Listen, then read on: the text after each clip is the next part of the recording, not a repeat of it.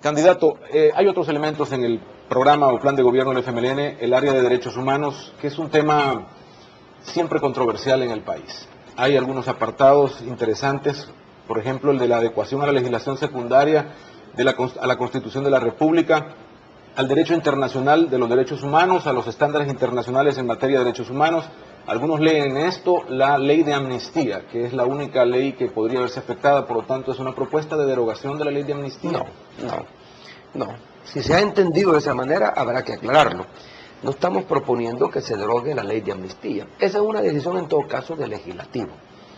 Dependerá de la composición de la Asamblea Legislativa y cómo queden distribuidas las diferentes fuerzas representadas en ella para que camine un proyecto de ley o no. Nosotros como Ejecutivo no estamos presentando ningún proyecto de derogatoria de la ley de amnistía. En lo personal, yo suscribo la visión que tienen los padres jesuitas con respecto a la ley. Ellos también han dicho que no están proponiendo una derogatoria, pero les gustaría que en lugar de hablar de una ley de amnistía, se hablara de una ley de reconciliación nacional, donde quedara claramente establecido la obligación de parte del Estado de reparar, y se plantea de adoptar una política de reparación integral a las víctimas de dichas violaciones, porque ese es un olvido de parte del Estado, luego después de la firma de los acuerdos de paz, donde el Estado se ha desentendido de su obligación de reparar moral y materialmente a las víctimas y a los familiares de las víctimas del pasado conflicto. El Estado salvadoreño debe de pedir perdón, como lo ha hecho la Iglesia, por ejemplo, 450 años después del descubrimiento y conquista de América, como lo hizo el presidente de Guatemala cuando le pide perdón a las comunidades indígenas, no por lo que haya hecho él, por lo que hizo en el pasado el ejército y el aparato represivo del Estado. Lo mismo en este caso, habría que pedir perdón como Estado y ver cómo se inicia un proceso de reparación moral y material de las víctimas. No estamos proponiendo la derogatoria de la ley. No vamos a proponer que la ley de amnistía se derogue, porque nosotros, y particularmente este servidor, no tiene los ojos puestos en el cuello y viendo para atrás ese pasado de enfrentamiento y conflicto que hubo. Yo estoy viendo para adelante y lo que necesitamos es crear un clima que garantice la reunificación de la sociedad salvadoreña. Y la derogatoria de la ley de amnistía podría polarizar más el país y crear un clima que no es adecuado. ¿No se pretende reabrir investigaciones, replantear? Eso lo decide la Fiscalía, eso lo decide el Ministerio Público. El Ministerio Público es el que debe de decidir si se abre o no se abren investigaciones. Ustedes hablan de apoyo a las demandas ciudadanas relacionadas con la investigación y esclarecimiento de los casos de violación a los derechos humanos. Claro, porque ¿qué ha ocurrido, por ejemplo, con sentencias ya firmes de la Corte Interamericana de Justicia? Hay sentencias, como el caso de las hermanitas Serrano, donde hay obligaciones que no quedan a discreción del Estado salvadoreño de cumplirlas o no cumplirlas, y el Estado no lo hizo. Yo recuerdo, porque estimulé una discusión con la Asociación Pro Búsqueda sobre el tema, que fue la asociación que llevó a cabo esta investigación, y que al ver que no había posibilidad de obtener justicia en instancias nacionales, recurrieron a instancias internacionales. Cuando viene la Comisión Interamericana y recomienda, quedó a discreción en ese entonces del presidente Flores seguir las recomendaciones.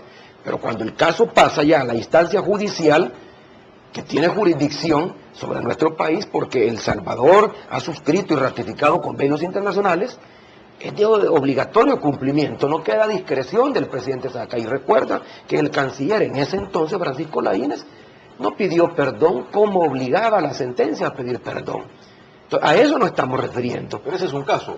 Hay muchos casos que se abrirán y que en la medida en que se esclarezcan y que obliguen y que comprometen al Estado salvadoreño, nosotros lo asumiremos. ¿No es una cacería sobre los pasados históricos no, de este país en ese sentido? Nadie está pretendiendo una cacería de brujas. Incluso eso me permite aclarar nuestra posición con respecto a la Fuerza Armada, porque aquí ha habido una clara manipulación de las posiciones expresadas por el FMLN. Por ejemplo, a mí me preocupa y quiero aprovechar la oportunidad de dar a conocer una carta que está enviando el ingeniero Rodrigo Ávila a todos los jefes oficiales, clases y soldados de alta y en retiro de nuestra gloriosa Fuerza Armada, donde comienza diciendo: el FMLN ha expresado nuevamente su intención de abolir a la Fuerza Armada. Tal despropósito no solo debe sorprendernos, pues el Partido Comunista siempre ha intentado prestigiar, abolir o derrotar a nuestro ejército. A ver, esto es peligroso. Esto casi es una invitación a la sedición. Esto es casi una invitación a que la Fuerza Armada asume roles que no le corresponde por Constitución. Yo no sé qué pretende el ingeniero Ávila en la medida en que dice que el FMLN ha expresado nuevamente su intención de abolir a la Fuerza Armada, cuando a partir de este documento se lee el texto relativo a los derechos humanos y se infiere que lo que estamos proponiendo es una cacería de brujas y a la par se hace publicaciones en los periódicos y se hace girar una carta a todos los oficiales, clases y soldados, tanto en situación de retiro como de alta. Estamos hablando cerca de 30.000 ciudadanos, como que hay una intención maliciosa, pero un tanto perniciosa para la estabilidad y la gobernabilidad democrática de nuestro país, porque prácticamente se le está diciendo a la Fuerza Armada, miren, mucho ojo, no hay que permitir que gane el FMLN, porque si gana el FMLN se va a destruir a la Fuerza Armada, se va a acabar la Fuerza Armada. Porque hay que tener mucho cuidado con precisamente eso. Por eso hablaba del tema polémico de derechos humanos, porque cuando se habla de estos casos, nadie puede pensar en justicia, verdad y reparación, si no hay un juicio, si no hay ese esclarecimiento. No necesariamente. ¿Cuál es la posición? Los jesuitas mismos, que es una comunidad eclesial, una comunidad religiosa, que se siente afectada, dañada por el asesinato de los 6 sacerdotes jesuitas, lo que están pidiendo es conocimiento de la verdad.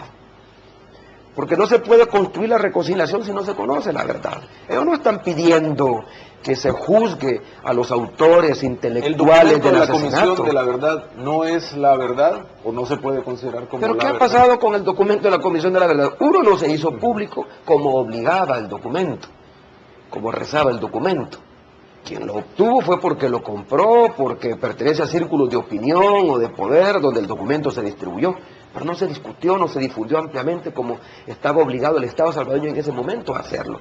Pero más allá de eso, lo que inmediatamente hizo el Estado fue salir a desmentirlo. Te acordarás incluso que una de las recomendaciones de la Comisión de la Verdad, no vinculantes por cierto, era toda una reforma constitucional que permitiera tener una Corte Suprema de Justicia más transparente. Y el entonces presidente de la Corte Suprema de Justicia, todavía recuerdo esa declaración porque yo la registré como periodista, dijo, de aquí solo Dios me va a mover. Se opuso inmediatamente a ese proceso de reforma. Afortunadamente, en la Asamblea hubo la correlación de fuerzas necesaria como para aprobar la reforma constitucional y tener un órgano judicial más independiente de lo que era en el pasado del poder del Ejecutivo. ¿Habría una propuesta para anexarse a los estatutos de Roma bajo este perfil de derechos Yo soy humanos? de la idea de que hay que hacerlo. ¿Ya? No lo hemos trabajado, pero soy de la idea de que hay que hacerlo.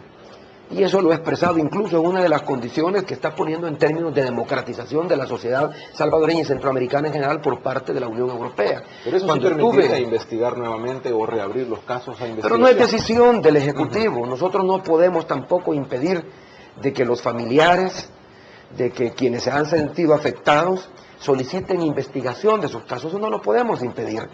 Lo que sí no vamos a hacer es promover una cacería de brujas o promover la abolición de la Fuerza Armada o poner en riesgo la existencia institucional de la Fuerza Armada como se pretende leer por parte de nuestros detractores. Hay una gran diferencia entre, por ejemplo, investigar lo que ha ocurrido ahora con la policía.